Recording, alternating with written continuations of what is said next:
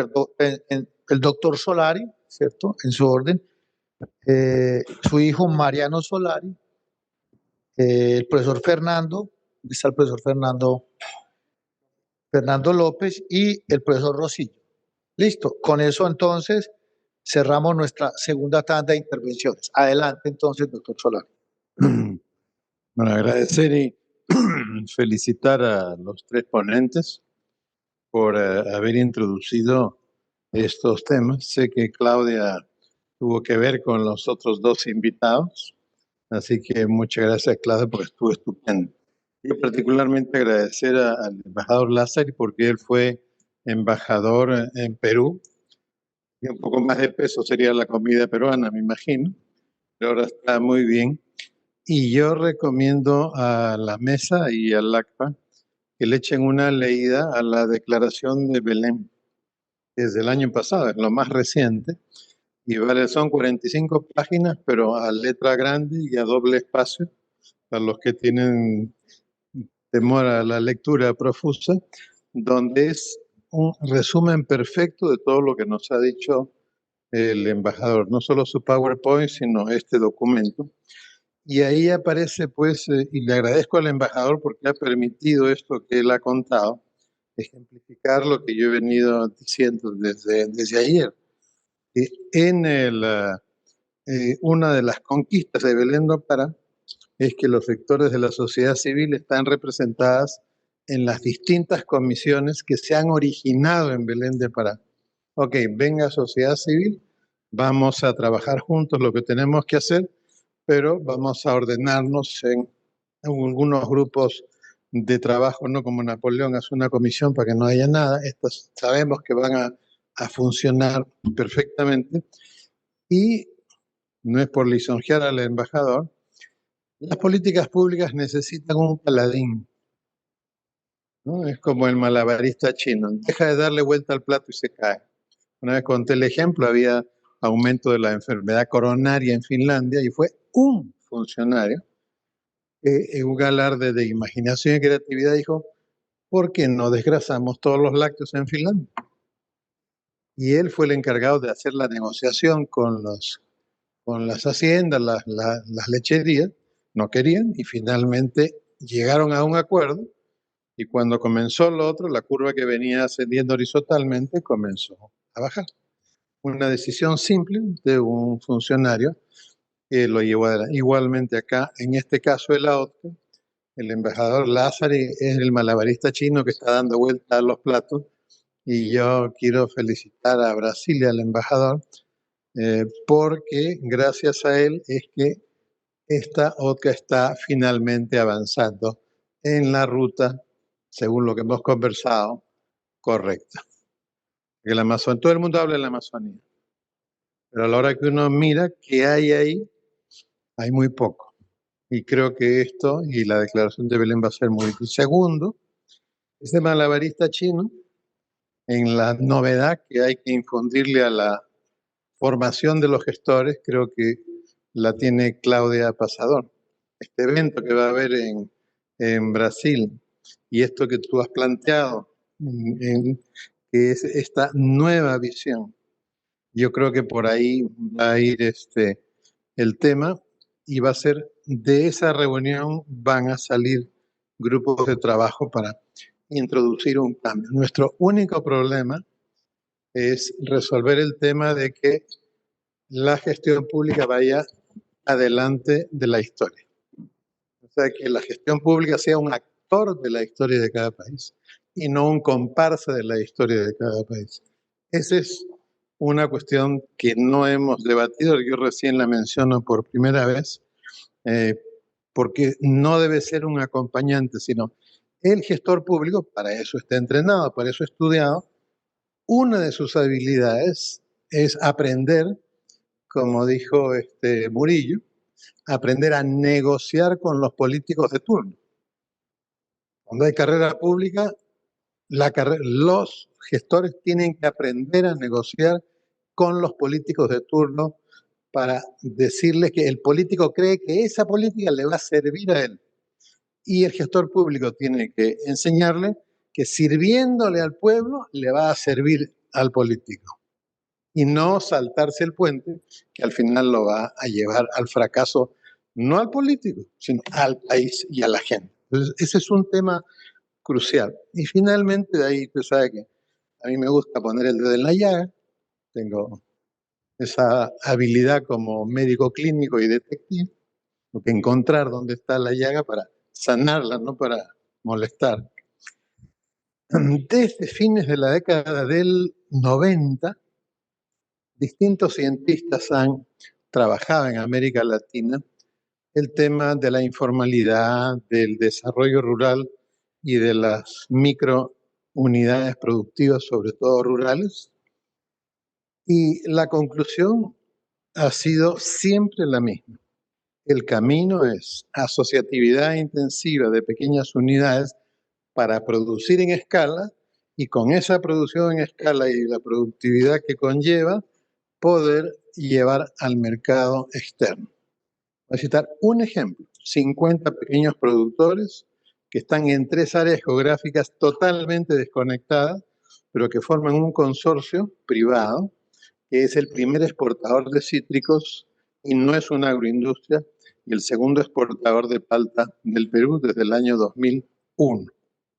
Simplemente se unieron y listo, para adelante. Entonces, ¿por qué razón yo veo que los organismos internacionales, y en este momento la FAO, la acaba de mencionar, hay una terquedad de insistir en el tema de la agricultura familiar, que la agricultura familiar va a mejorar la agricultura de sobrevida, pero no va a permitir que esa familia participe asociativamente de una producción en escala para el comercio exterior. No solamente es ese hecho. La asociatividad es un mecanismo de formalización productiva. Ese microproductor es informal.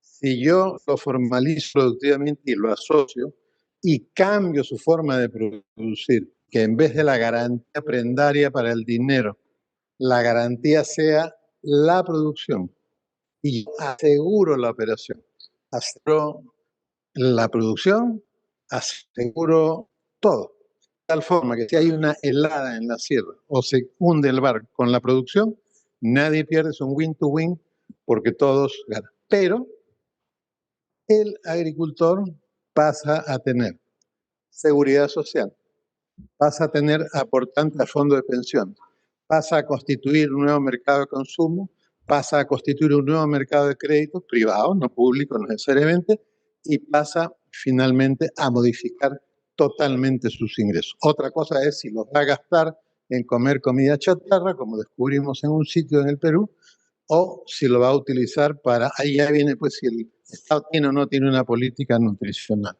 Entonces, esto para mí es crucial, porque además después de tanto debate, en el año 2010, los italianos que fueron traídos por la CEPAL para examinar el tema, publicaron un informe, si quiero a la CEPAL, Varela por si acaso, publicaron la hora de la igualdad, y la hora de la igualdad demuestra que América Latina le dedica a la micro y pequeña empresa una migaja y le dedica a los procesos de asociatividad una migaja más chica.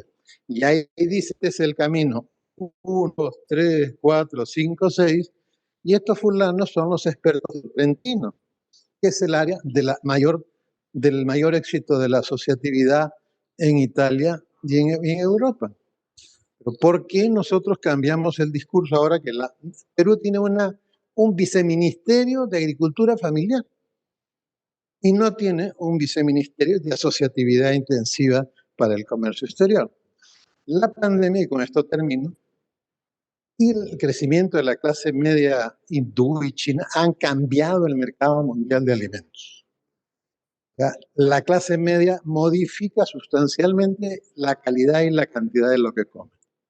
Es decir, la inteligencia comercial que hoy día hay con los nuevos sistemas, con el blockchain y con la inteligencia artificial, usted identifica en 5 minutos dónde está la necesidad, y los países latinoamericanos que tienen 30, 40% de la mejor tierra cultivable del mundo, no se ponen de acuerdo para producir en escala asociativamente para colocar el producto o los productos en ese lugar.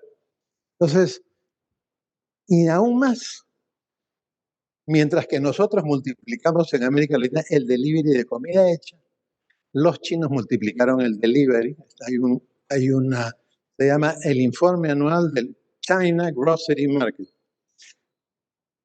El delivery fue para comestibles.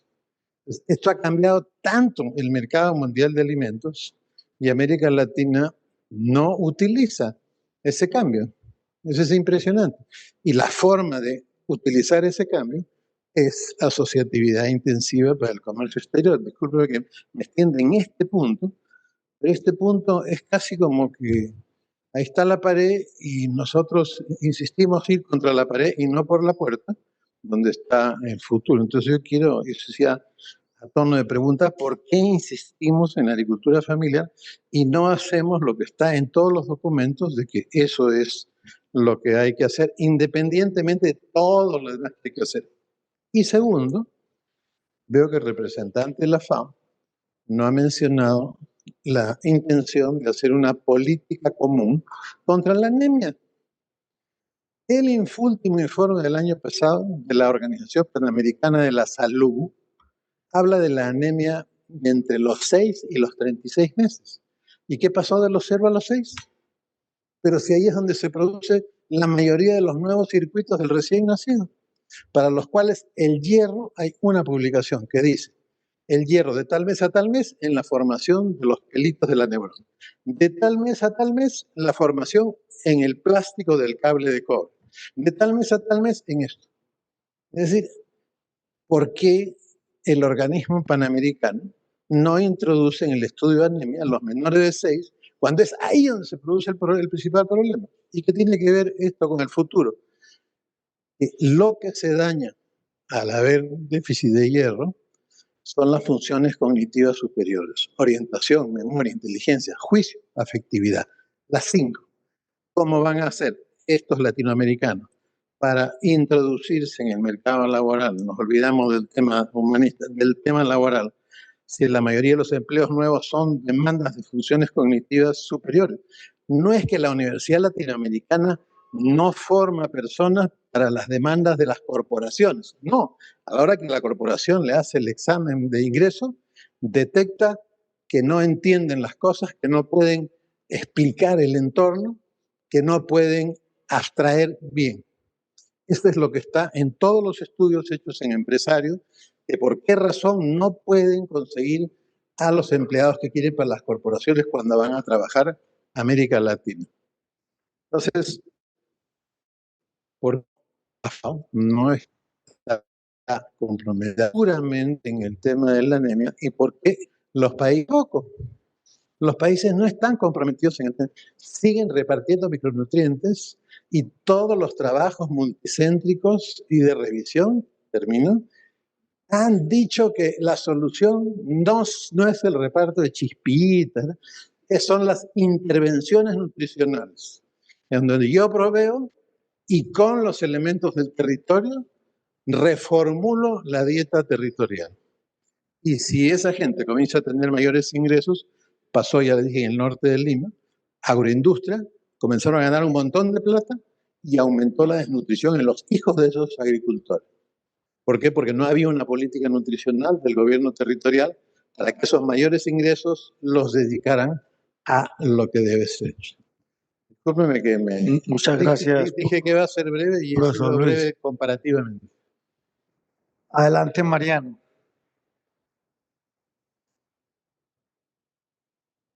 Muchas gracias. Buenas tardes. Hola a presentar.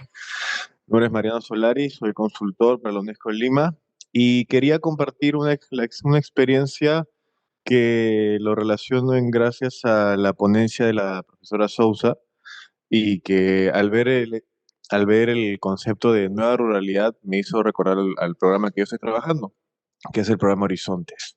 Este se enfoca al desarrollo de la secundaria rural, en más que nada estudiantes de tercero, cuarto y quinto secundaria, principalmente para que estos puedan desarrollar su proyecto de vida para poder brindar mejoras a sus comunidades locales y poder también desarrollarse profesionalmente fuera de ellas. A eso nos referimos en un tema de autorrealización, que es prácticamente un objetivo que está vinculado al desarrollo de la educación humanista. Horizontes es prácticamente el único proyecto de cooperación internacional que fomenta las perspectivas de la educación humanista en tres aspectos: el desarrollo de habilidades socioemocionales, conocimientos de formación técnica para el ingreso al mercado y capacidades de protección frente a factores de riesgo, sabiendo que justo la educación rural en el Perú es una de las es la más vulnerable debido a los diversos casos que hay de abuso, trata de personas, incluso trabajo forzoso.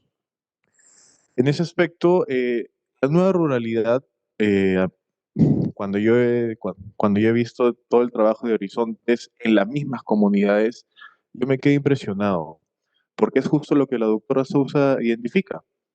El programa se destaca por tomar en cuenta el factor intercultural y territorial.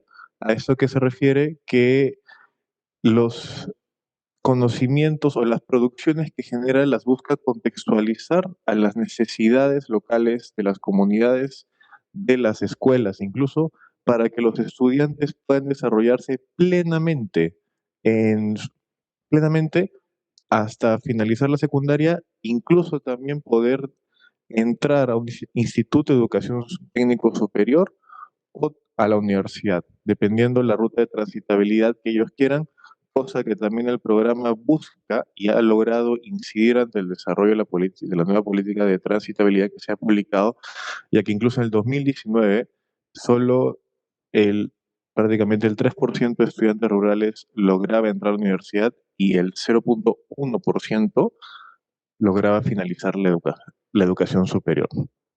Entonces, esta nueva ruralidad está centrada prácticamente a la la adaptabilidad hacia el desarrollo local. Horizontes es una peculiaridad porque se ha desarrollado antes de pandemia y durante pandemia y ha logrado esa adaptabilidad tanto del equipo nacional como los socios territoriales e incluso también para los colegios. En el aspecto de habilidades socioemocionales, se busca el desarrollo del autoconocimiento y la autopercepción, conceptos que están vinculados a la teoría centrada del cliente de Carl Rogers. En materia de formación técnica, su propuesta está centrada en la doble certificación, con el propósito de darle mayor oportunidad al estudiante a desarrollarse. En el caso de los colegios del Perú, hay profesores centrados en la educación técnica, pero que no están capacitados, no tienen los conocimientos necesarios. Un profesor de matemática, ¿cómo me va a enseñar a hacer soldadura o a hacer estallado de piedra de Huamanga? Para eso están los centros tecnológicos productivos, que son los CETPROS, especializados para cada territorio, pero lamentablemente están en disminución. ¿Qué es lo que promueve Horizonte? Es un convenio entre estas dos instituciones para desarrollar para desarrollar estas capacidades, que el colegio tanto crezca y que incluso los CETPROS puedan tener el financiamiento necesario luego y así los estudiantes finalicen con doble certificación, graduarse con su diploma de secundaria como también con un diploma técnico productivo validado por el Estado y le da mayor posibilidad para poder desarrollarse. Entonces, ahí también es donde el estudiante tiene un plan A y un plan B. Y en consigo, o sea, se ve que hay una ruta de cambio para el estudiante y también para el profesor. El estudiante fomenta su desarrollo de habilidades socioemocionales, lo transmite a la formación técnica y otras capacidades. ¿El profesor qué hace? El profesor reconoce estas habilidades socioemocionales que están siendo tratadas por el estudiante para poder comprenderlo. Luego, los materiales e insumos son adaptados a las necesidades propias que requiere la comunidad y así consigo reconocer el desarrollo integral del estudiante, su perspectiva y finalmente generar una transformación pedagógica satisfactoria. A la fecha hemos logrado hemos logrado aproximadamente llegar a llegar a 7.000 estudiantes peruanos, casi alrededor de 500 docentes. Han sido casos satisfactorios, es una muy buena experiencia y, y solo para finalizar, hay un estudio de Wilfredo Montenegro Carrasco que explica la necesidad de que para el desarrollo de este tipo de políticas públicas en las cuales se necesita conocer todo el aspecto para llegar al problema, como se ha mencionado varias veces, no solo se requiere un tema educativo, se requiere también el aporte del gobierno como Estado, la familia, conocer cuáles son los intereses, se requiere conocer el aporte de los medios de comunicación y entre otros aspectos para poder lograr llegar a la solución a esta necesidad que se requiere como política pública, que tanto lo que hemos percibido es hoy en día es atender estos factores humanos que tanto nos identifican. Muchas gracias, Mariano. Muy amable. Profesor Fernando López, adelante. Muchísimas gracias. Mi agradecimiento a las intervenciones de los colegas brasileños, que por coincidencia son 3 brasileños. Quisiera en primer lugar agradecerle también a Carlos Lazari, ¿no? Un amigo muy querido, y muchas gracias por haber aceptado la intervención acá en este encuentro de especialistas de administración pública de América Latina. Embajador, una pregunta así directa y concreta. En el mes de julio, el Ecuador hizo un plebiscito sobre el Parque Ecológico Yasuní. Ahí se tenía una proyección de aproximadamente 2.000 millones de explotación de barriles de petróleo para el Ecuador. Y el plebiscito manifestó de que no se tiene que explotar, que más bien se le tiene que conservar el parque por su riqueza ecológica y por todo el impacto ambiental negativo que se daría por el hecho de la explotación de los barriles de petróleo. En este sentido, el Tratado Amazónico tiene alguna política de remediación, ¿no?, ante esta situación de esta decisión del pueblo ecuatoriano, en este caso particular, como ejemplo nomás, porque además de eso que creo que es la primera vez que se realiza un plebiscito en la región sobre este tipo de situaciones en particular. Y ahí el país como que deja de recibir estos recursos que tanto lo necesita. ¿Qué pasa con los organismos internacionales, ¿no?, sobre esta situación? ¿Cuál es la reacción de los organismos internacionales ante esta situación? ¿No? Porque se supone que el progreso del país está en su riqueza, y una de las riquezas del Ecuador es precisamente la explotación de petróleo. Se decidió no explotarlo. ¿Y qué hacemos sin ese ingreso? ¿No? Porque ese tiene un impacto por la humanidad tremendo, en verdad. Esa es mi pregunta, querido embajador Carlos. Muchas gracias. Muy amable, profesor Fernando. Vamos a dar la intervención al profesor Rosillo y cerramos con una intervención de nuestra compañera de la Universidad de Antioquia, Yadi Barrera. Adelante, profesor. Bien, buenas tardes.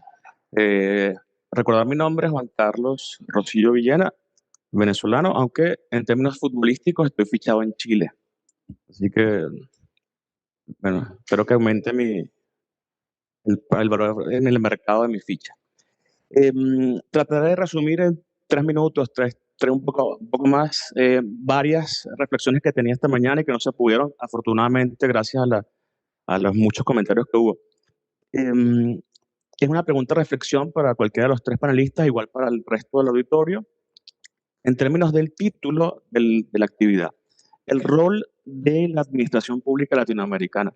Y escuchando lo que han dicho muchos de los panelistas estos 2 días, me da vuelta en la cabeza el tema de la confianza, cómo generar confianza nuevamente en la ciudadanía, la relación entre administración pública y democracia, pensando, por ejemplo, que en el 2000 tanto, cuando hice la maestría, conseguí un concepto de un español, Aranés Usandizaga, que hablaba de una lógica autista instrumental por parte de la administración pública. ¿Cómo superamos eso? ¿Cómo logramos que la ciudadanía nos escuche o nos hable, mejor dicho, que decía eh, don Luis, me parece, en términos de escucharlo? Y pienso en una colombiana, Neila Pardo, análisis del discurso, que en la introducción, en las primeras páginas del libro dice, los estudios críticos del discurso son una buena manera de entendernos, de conocernos como latinoamericanos. ¿Cómo hacemos para eso? ¿Cómo evitamos, hablando de Applebaum, que hablaba el profesor Varela esta mañana, que dice algo así como el eterno encanto del autoritarismo, en ese texto que citaba? ¿Cómo hacer con las expectativas de horizontalidad que hablaban Araujo y Martuchelli también en 2012? Porque, como decía otro intelectual venezolano, Teodoro Pekov, hubo a partir de la marea rosa un cambio en el humor político del continente. Yo creo que el continente cambió. No significa que tenga que ser una democracia tal o cual, no le voy a poner apellidos en este momento. Digamos que la democracia liberal, como bien dijeron, está bastante golpeada. Pero ¿cómo hacemos? ¿Cómo hacemos eso? Yo en lo particular creo, y eso lo dejo como reflexión, que a partir también del tema del arte, que hablaba la profesora Claudia, cómo escuchar, decodificar las calles, por ejemplo. Yo trabajé algo con eso de los grafitis en Santiago después del estallido social y conseguí cosas interesantísimas en esa lucha entre lo que dice la gente en un graffiti, por ejemplo, en una canción, en el rap, en el arte, qué está diciendo la ciudadanía, cómo lo procesamos, cómo nos hacemos cargo de eso, cómo evitamos entonces, cómo vivimos con esa condición barroca de Bolívar Echeverría o hablando también de la nostalgia, que lo han mencionado por allí, que Svetlana Boym hablaba de la nostalgia como emoción histórica que tiene que ver con esto, ¿no? Entonces, ¿cómo hacemos en un continente? Y yo creo que vive en una tensión entre, vamos a decirlo parafraseando el eslogan de Trump, Make Our People Great Again. ¿Cómo hacemos con eso? Cuando vivimos con esa ilusión o con esa evocación del pasado glorioso de los próceres en América Latina, pero vivimos en tiempos, como decía ayer, de complejidades complejas. Entonces la pregunta, y antes de formularla ya formalmente y dar la palabra al resto, insistir en esto, en derribar o dialogar disciplinas. Yo creo que los estudios críticos del discurso, no es porque yo los trabaje, pero creo que es una manera, no es la única, obviamente, pero es una manera para conseguir información interesante que puede ser procesada por la FAO, por la OTCA, por organismos internacionales, en fin, movimientos sociales.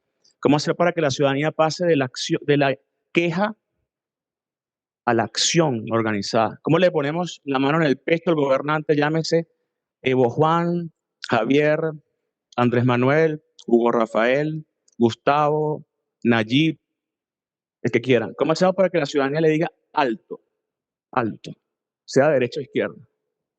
Ese es mi punto. Entonces la pregunta concreta y para cerrar, ¿cómo hacemos para generar confianza nuevamente en la ciudadanía? Y qué tan importante es que mejoremos la administración pública para fortalecer la democracia. No le voy a poner apellidos ahora, pero ¿cómo hacemos en ese sentido? Cubo Badis.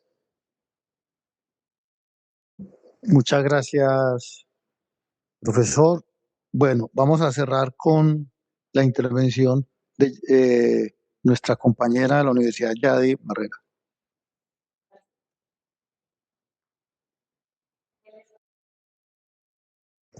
Está aprendiendo. Ok. Muy buenas tardes a todos. Mi nombre es Yadi Marcela García. Soy la directora de la Escuela de Gobierno y Políticas Públicas de la Universidad de Antioquia. Tengo una responsabilidad muy grande que me asignaron por acá unos colegas y unos compañeros, y es con un grupo de compañeros de acá de Chile, de la Universidad del Valle, hacer una relatoría. Estaba guardándome como para, para mañana poder conversar y como recoger algunas cosas, pero esto, lo que vinimos hablando desde esta mañana y lo que estábamos hablando hoy, digamos que es algo que me recorre, como diríamos en mi país, el tuétano.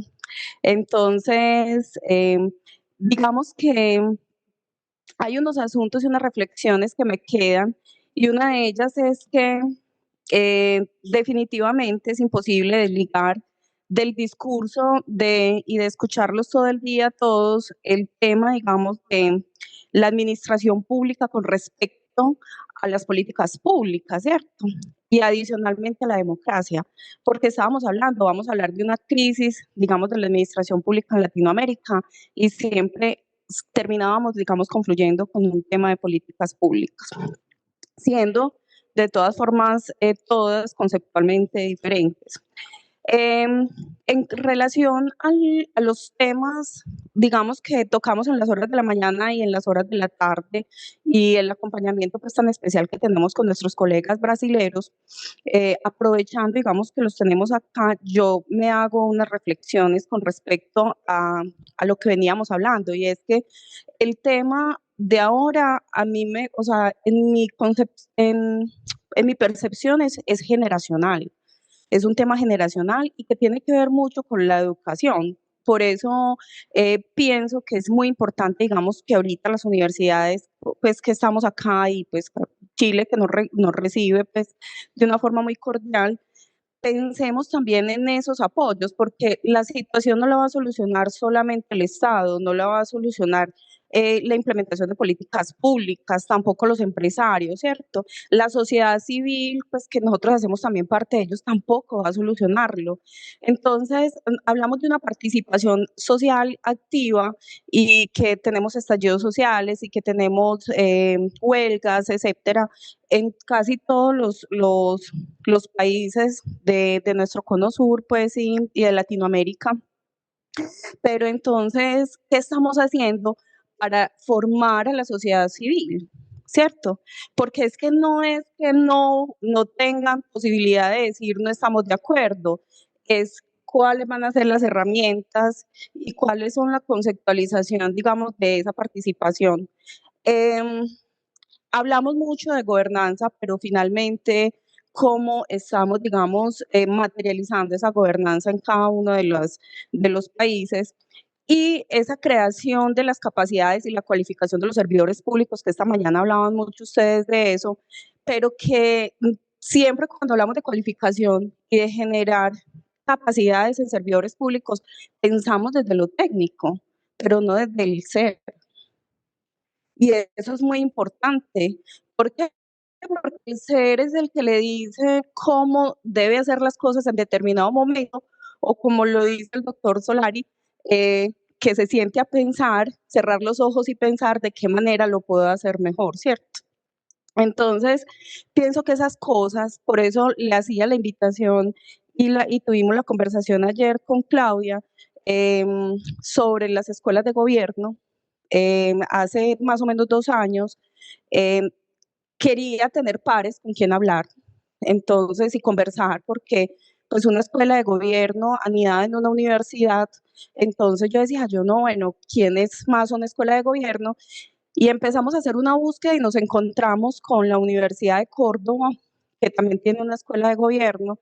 Empezamos a hablar y a buscar qué más universidades, al menos en Sudamérica, tenían escuelas de gobierno y cómo estaban constituidas, y hemos logrado, digamos, generar una red chiquita que nos reunimos periódicamente para hablar de qué hacen las escuelas de gobierno en una universidad, de qué manera se proyectan a la sociedad y qué se puede hacer. Entonces ahí fue donde Claudia nos dijo que le gustaría mucho que hiciéramos y abriéramos un espacio en el evento pues que ella está programando. Es fortalecer esa gestión de lo público va a ser muy difícil si no se tienen las universidades, si no se tiene la academia, si no se hace investigación como dice el doctor Varela. ¿Por qué? Porque la mayoría de la concepción, digamos, política de nuestros países es que el recambio se hace cada periodo. Entonces llega un gabinete nuevo, que por lo general los gabinetes son técnicos, muchos de ellos no tienen mucho conocimiento de la gestión pública, o si tienen conocimiento de gestión pública no lo tienen en lo técnico. Entonces eso hace que lógicamente las cosas sean un poco más lentas y más difíciles. ¿Qué es lo que hace, por ejemplo, realmente la Escuela de Gobierno de la Universidad de Antioquia? Muchas veces nosotros, ¿qué hacemos? Acompañar a esos gobiernos para hacer los planes de acciones, para para decirle, venga, técnicamente lo puede hacer así, porque tenemos la capacidad también desde lo técnico, pero en la gestión pública y en lo estatal también lo puedes hacer así, porque también está ese conocimiento. Entonces yo pienso que ahí hay que fortalecerse mucho todos estos espacios de las universidades, y yo sé pues que el doctor Varela y el doctor Rubén han sido unos abanderados de eso. Eso quería también, digamos, trasladarlo a a las temáticas de ahorita por la tarde. Y quería como hacerle una invitación a la FAO y a la OCA, porque no es solamente, por ejemplo, la intervención, a mí me parece muy buena la intervención que ustedes hacen en nuestros países, de acompañamiento, digamos, a los programas de hambre cero, de 0 a 5, etcétera, o sea, de alimentación. Pero no basta con solamente, digamos, hacer ejercicios así, cuando de pronto necesitamos también es cualificar y capacitar tanto a las personas para que se alimenten bien, pero también generar, no sé qué es lo que nos vamos a inventar a nivel regional, algo que sensibilice y que creen todavía una capacidad de sorprenderse, como decía la doctora Claudia, pero también de pertenencia con la región de los jóvenes, que es lo que no hay. Yo trabajo con el sector agropecuario también, y realmente la problemática es la siguiente: los jóvenes del campo y de las zonas rurales quieren ir a las universidades a formarse, pero cuando, por ejemplo, estudian ingeniería agropecuaria, cuando estudian medicina veterinaria, terminan y no quieren volver a su tierra. Entonces se está perdiendo esa sinapsis, se está perdiendo ese axioma que se requiere entre la tierra, el campo y las personas y quién. Entonces, por ejemplo, hablan de unas directrices o hablamos de unas directrices de asociatividad. ¿A quiénes vamos a asociar si el campesino se está desplazando a las ciudades y si los jóvenes no quieren volver a ellas? Y lo de la sostenibilidad, por ejemplo, familiar, pues, o lo que hablábamos de economías familiares, la economía familiar por sí no va a solucionar el problema, digamos, que tienen los campesinos actuales en la mayoría de nuestros países. ¿Por qué? Porque ellos en ese momento no necesitan solamente comer, sino producir para otros servicios y otras necesidades que tienen. Y eso no lo estamos pensando. Y también la pregunta, pues, o al menos la inquietud y la reflexión, es también para el programa de la OCA, pues, que si bien tiene que ver con la preservación de recursos pues, de biomasa en el Amazonas, y que, digamos, hay una polémica muy grande por la producción agropecuaria, por la deforestación que se ha ocasionado.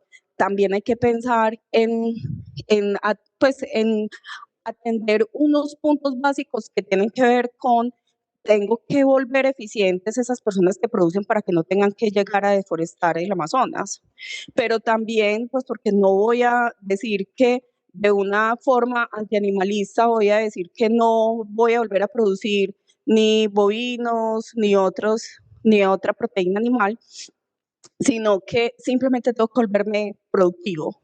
Pero también tengo que garantizar que esas generaciones que vienen tengan, digamos, esa sensibilidad por cuidar lo que todavía tenemos. Yo quisiera saber qué hace la FAO, qué está haciendo la FAO y qué en este momento está contemplado dentro del programa de la OCA para esto, que no es específicamente, digamos, la orientación que tienen, pero que realmente puede ser el inicio o el fondo de lo que está pasando en nuestros países latinoamericanos. Bueno, muchas gracias pues a todas las personas que intervinieron. Vamos a darle paso entonces, ya para cerrar, a la FAO. Y creo que la mayoría de intervenciones hicieron alusión al papel de la FAO en este proceso. Por supuesto, si todavía nos acompaña el embajador. Bueno, no, sí, ahí, disculpe, doctor Carlos, pero bueno, siquiera que está con nosotros. Y cerramos con la profesora Claudia. Les pido entonces, ya que nos pasamos de la media hora, concreción de los conferencistas frente a las inquietudes de esta segunda parte del panel de preguntas.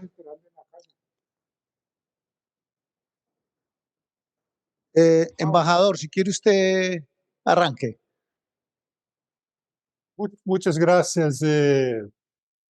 Para empezar essa segunda tanda de intervenções, eu queria primeiro, bueno, agradecer uma vez mais a meu querido amigo Fernando López Parra por haver indicado meu nome para participar. É efetivamente um honor, ¿no? E dizer-lhes que, bueno, o tema de Yasuní, que é um tema recorrente, que muito impacto, quando eu estive como embajador em Equador, eu pude efetivamente aprender muito de todos os antecedentes deste tema. Estimado Fernando, esse tema nunca ha sido traído a la colación regional. Isso ha sempre sido tratado en el ámbito exclusivo de Ecuador, en el tema de movilizar a los demás países amazónicos.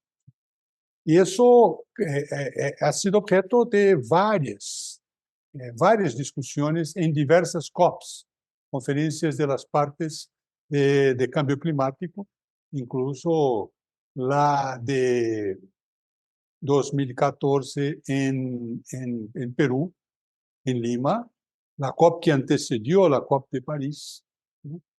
Y eso es de cómo financiar el bosque en pie. O sea, cómo hacer eso de manera que sea efectivamente justo en función de la renuncia, como es el caso de Yasuní, de explotar recursos que son inmediatamente, digamos,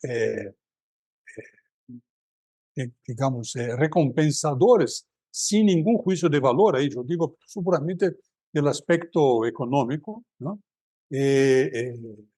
Cómo recompensar la renuncia a explotar eso mismo, en fin, sabiendo de que ahora con el gobierno, el pueblo de Ecuador ha decidido por plebiscito no permitir el seguimiento, la continuación de esos planes que vienen desde lejos. Yo me recuerdo el gobierno antes de Rafael Correa, y después ese tema ha sido venido siendo trabajado y siendo tratado.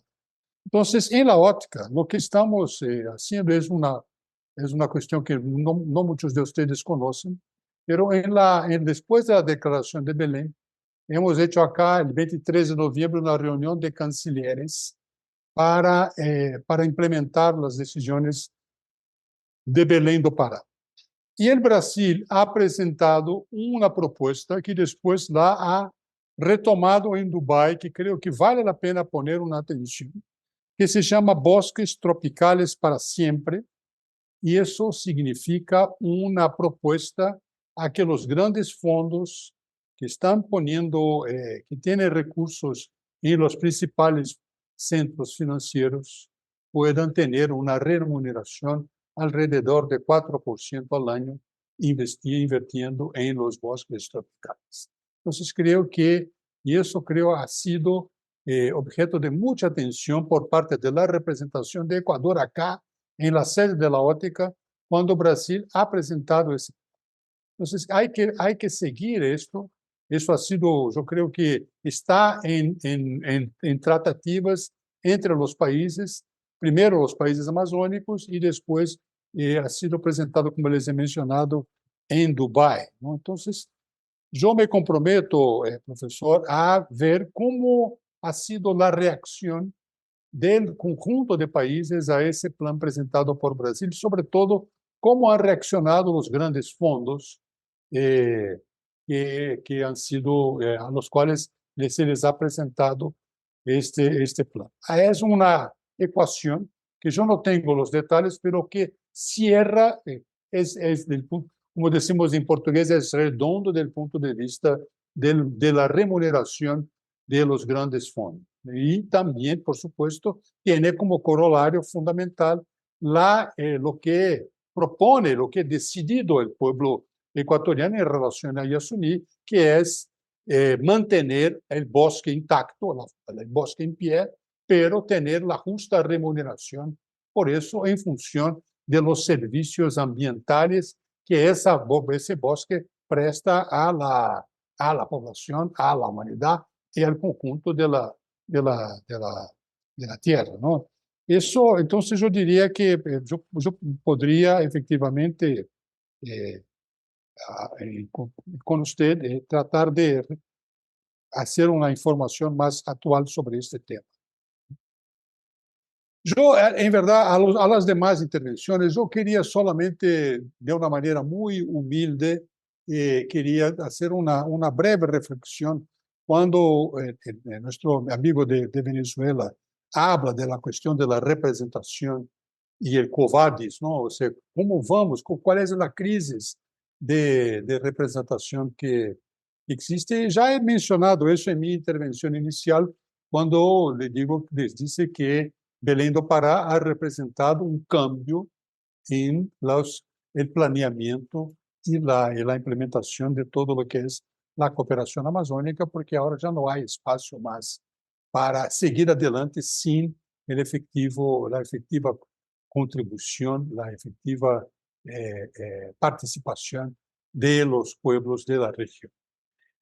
No sé si lo que yo voy a mencionar es, digamos, simplista, pero me voy a atrever con todo el pedido de disculpas a todos ustedes. Yo lo que me recuerdo sobre el tema de representación, y por supuesto todos nosotros hacemos siempre reflexiones sobre eso a lo largo de nuestras vidas y siempre estamos tratando de ver cómo es la relación, cómo va, en qué dirección va la relación del Estado con la sociedad. Entonces yo me recuerdo que en los años 2012, creo, hubo manifestaciones importantes en Chile, que después pasaron a otros países, incluso Brasil, con el surgimiento de todas unas manifestaciones a las calles de Brasil, los black blocs, y todo, y hubo una perplejidad muy grande de los gobernantes de la época, pero ¿de dónde viene esa insatisfacción tan fuertemente reprimida y que sale de una manera, una explosión de descontento de la gente? Entonces yo lo que escuché en la época, y no sé, ustedes dirán, porque ustedes tienen todo el manejo conceptual del tema, ¿no? Yo escuché que era una crisis de ciudadanía, o sea, que sobre todo en tres de los elementos que componen la ciudadanía, que se sentían efectivamente no atendidos. Primero, el hombre, o sea, la persona, el ser humano, el ciudadano en su componente como elector, que se sentía no representado en los esquemas que estaban puestos para el tema de representación. Entonces, una frustración como elector. El segundo, una frustración como contribuyente, que es el segundo elemento de la ciudadanía, porque veían que, primero, la carga fiscal y tributaria era demasiado en función de los servicios prestados por el Estado.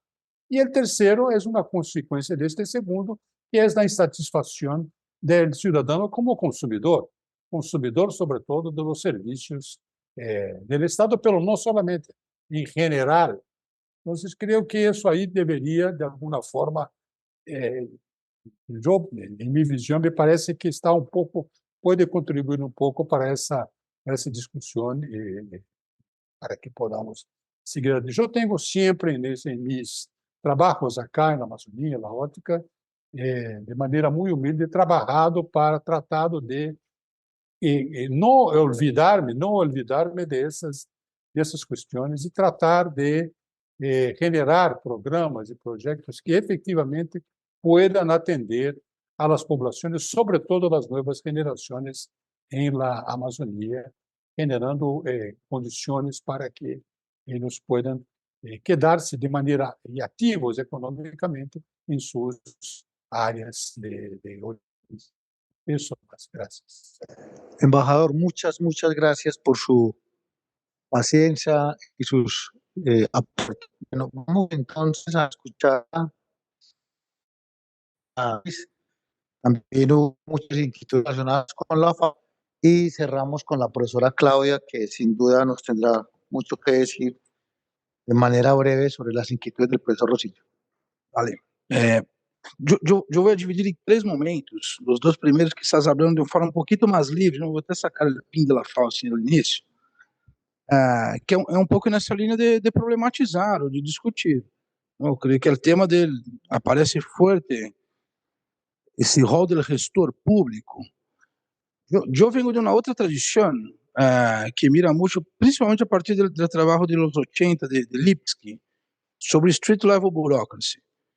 Y yo creo que acá es una buena discusión, porque también el burócrata tenía, es lo que está en ese libro de los 80, que es revisitado después por la profesora Gabriela Lota, de la Fundación Getúlio Vargas y colaboradores en Bristol y en algunos otros lugares, que es lo que significa ser el gestor público en estados débiles como los nuestros. Entonces yo creo que aquí hay una buena conversa, porque a lo mejor no es solo aprender a negociar com os políticos de turno, sino também, em alguma maneira, volver desde os estudos, reconhecer o rol, a discricionalidade que tem o gestor. E isso eu creio que muitas vezes está minando a confiança da população em los gestores públicos. Não? Creio que aí, as escolas de governo, formação, etc., me parece importante. E, segundo ponto nessa questão, é que tampouco o gestor público é um extraterrestre. Ele traz ideologia, ele traz interesses, não? Um colega também da Universidade de São Paulo, me acordo, Eduardo Caldas, é clarito, com dado empírico, quando tu ibas a ver programas territórios da cidadania em Brasil, em las alcaldias que eram pró-governo e as que não eram, os programas avançavam em uma velocidade completamente distinta, porque também essa burocracia de nível decai, acelera ou bloqueia, não? E isso tem uma terceira consequência, creio eu, que está, de certa forma, expulsando gentes buenas da tarefa pública, porque passas a ter muito mais controle, não? E nadie mais está querendo ir poner. Vejam vocês a dificuldade que é hoje llenar cargos públicos nos países. ¿No? Entonces, acá creio que hay una reflexión, no para ahora, pero que vale la pena, quizás en ese diálogo con otras disciplinas, notadamente más la ciencia política, el campo de análisis de políticas públicas, que vale la pena dar una mirada. Aí entrando outra vez em la pergunta do Dr. Solares sobre a agricultura familiar. E aí eu creio que, perdão por lo direto, não? Assim como foi a intervenção, creio que há um tema conceptual por detrás que muitas vezes não se entende. Basicamente, a discussão sobre a agricultura familiar é uma discussão 80, 90, muito influenciada em Latinoamérica por os brasileiros, é verdade, pero que se basa em 3 categorias de análises. Em 3 categorias de análises. Tierra, trabalho e gestão. Com essas 3 categorias é que se define a agricultura familiar. Não estamos falando de campesinato, não se está falando de pequeno produtor, del chiquito, de agricultura de subsistência, etc.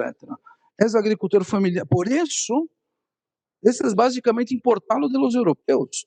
Foi com base em explotações familiares que se desenvolveu Estados Unidos e Europa Ocidental.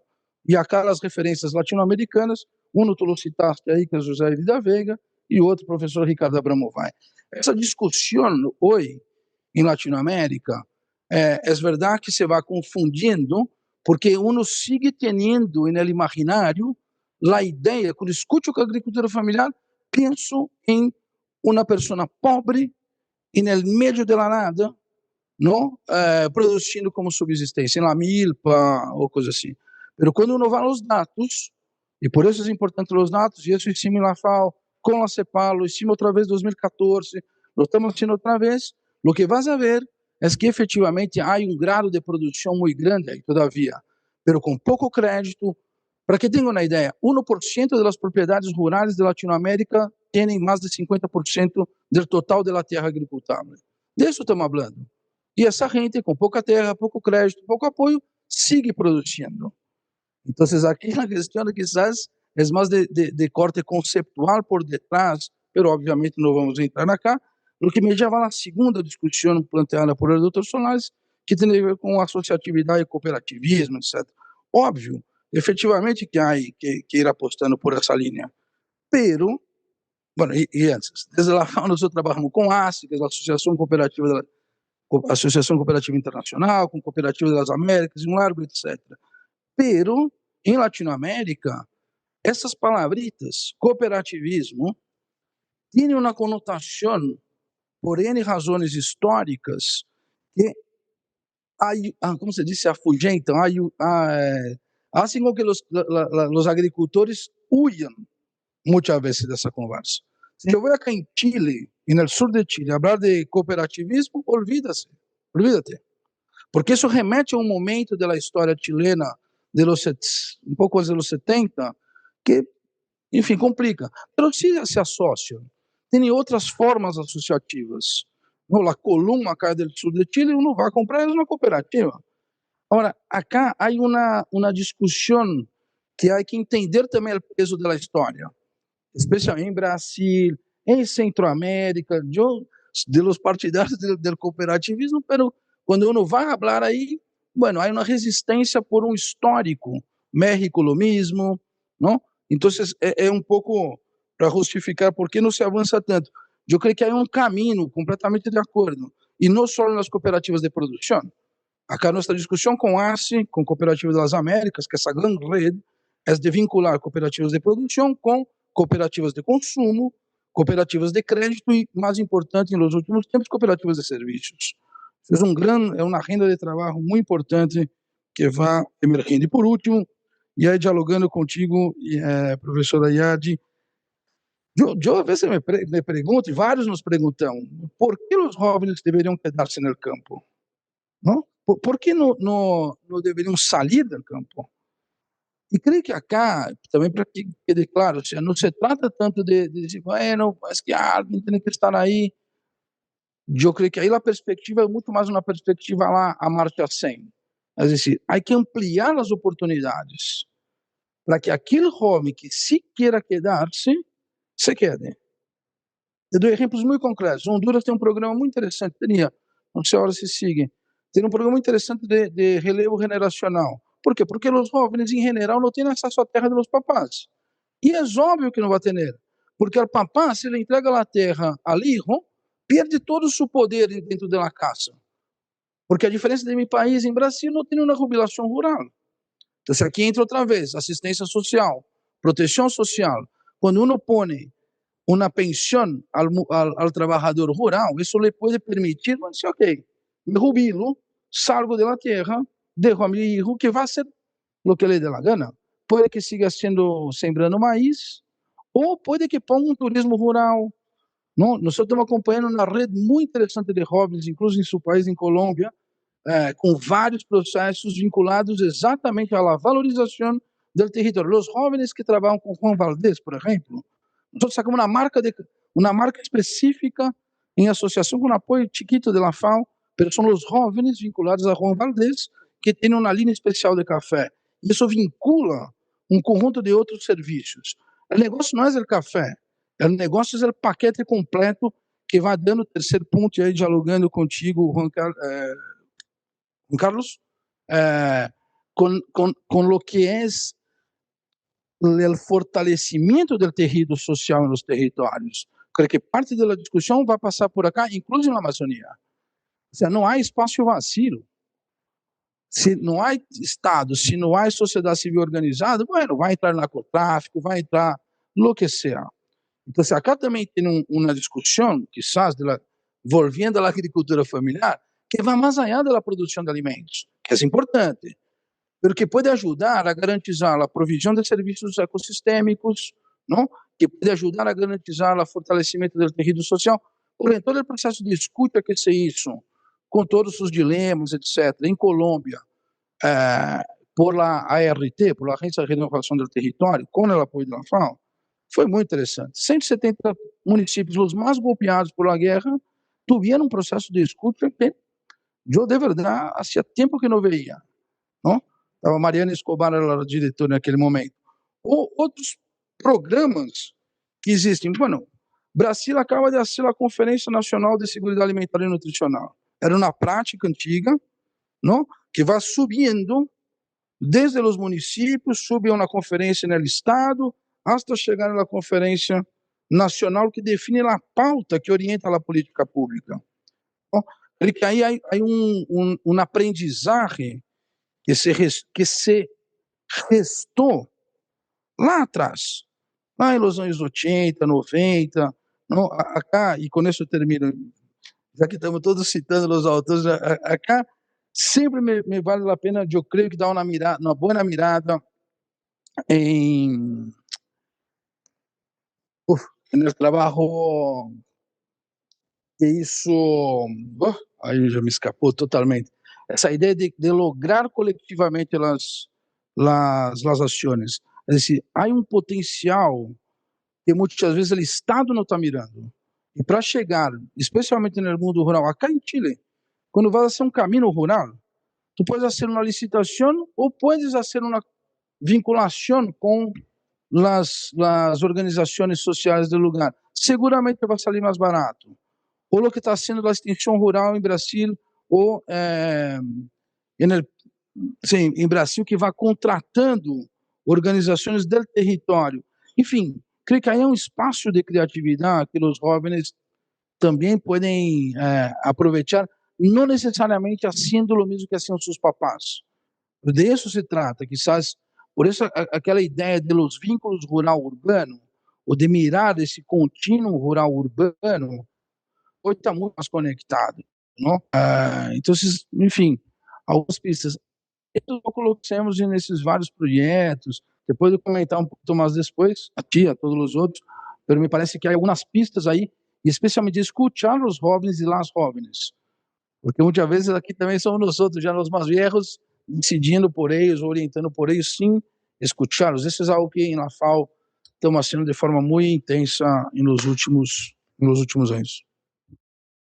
Bueno, lamentablemente me informan de la logística del evento que nos están esperando para la actividad. Profesora Claudia, mañana podemos iniciar, reiniciar. No, Yo con gusto se lo, pero aquí el no, un minuto, no, yo voy, presidente me... senão no voy a descansar, voy a ficar a noche entera pensando en la respuesta, ¿no? Un minuto. Yo Sí, lo doy con gusto, pero vea, él es el que... un minuto. No, yo quiero apenas hablar que tenemos que pensar pequeño. Y todas las veces pensamos en grandes proyectos de administración pública, grandes reformas, grandes tendencias, y tenemos que hacer proyectos viables, efectivos, que mudan la vida de las personas efectivamente. Yo pienso que las acciones tienen que pensar cómo puedo crear capital social, cómo creo los sentimientos de pertencimiento, de reciprocidade em pequenos municípios pobres que estão muito distantes de nossas universidades ou de los governos. Temos que pensar um pouco neste caminho. O pacto federativo tem que ser pensado. O Brasil atualmente reforçou as medidas contra a devastação na Amazônia, mas em compensação cresceu muito a devastação em lo bioma de lo cerrado, que é um outro bioma que pertence aos estados. Estas as últimas estatísticas mostram de 2023. Então, como o governo faz em territórios que são federais, em territórios que são locais, em coisas regionais, o pacto federativo é uma coisa. E para terminar, a outra é minha felicidade em discutir ruralidade. Eu tenho 20 anos, este ano completa 20 anos meu centro de pesquisa. Esta é a primeira vez que estou com expertos de administração pública discutindo ruralidades. Eu discuto ruralidades com meu amigo Bedusque, mas é um tema muito difícil, porque as pessoas não acham que isto é de gestão pública. E os campesinos, e os niños, ou a saúde de los niños, isto não são temas da administração pública. Entonces, tenemos que voltar un poco atrás y, al mismo tiempo, pensar que los rurales mudó. Los rurales incluye las pequeñas producciones. En Brasil hay una separación. De un lado, lo agronegocio que hace etanol y soja para China, y de otro, los campesinos comunistas que son banderneros. En esto tiene un mundo entre ellos, que tiene mundos de indicación geográfica, de los turismos rurales, de las pequeñas cooperativas, de proyectos de tecnología social que la FAO trabaja, tiene pequeñas asociaciones, tiene muchos caminos, y los dos universos no conversan.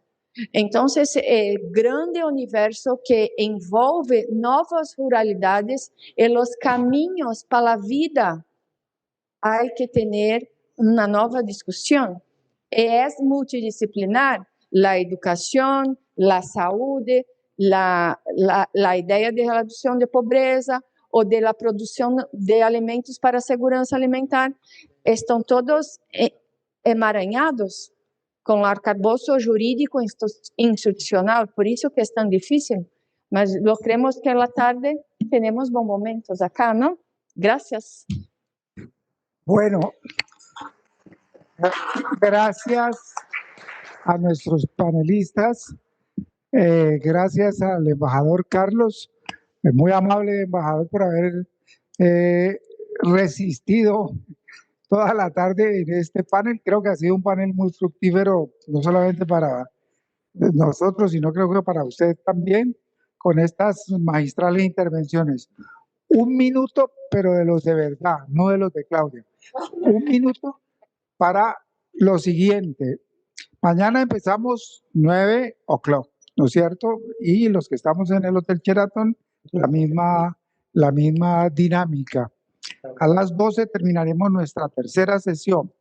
Después viene un espacio de unos 45 minutos para la relatoría. Aquí tenemos nuestros relatores. Mañana tendremos el relator de la mañana, donde haremos un resumen y una especie de síntesis para los proceedings del evento. Y después nosotros hacemos la reunión del alta de los asuntos administrativos y temáticos. Vamos a definir la próxima sede, que ya hemos anticipado con nuestro querido director de la INAP de México, que la podríamos hacer en México. Ya les anunciamos. Todos están invitados a esa reunión.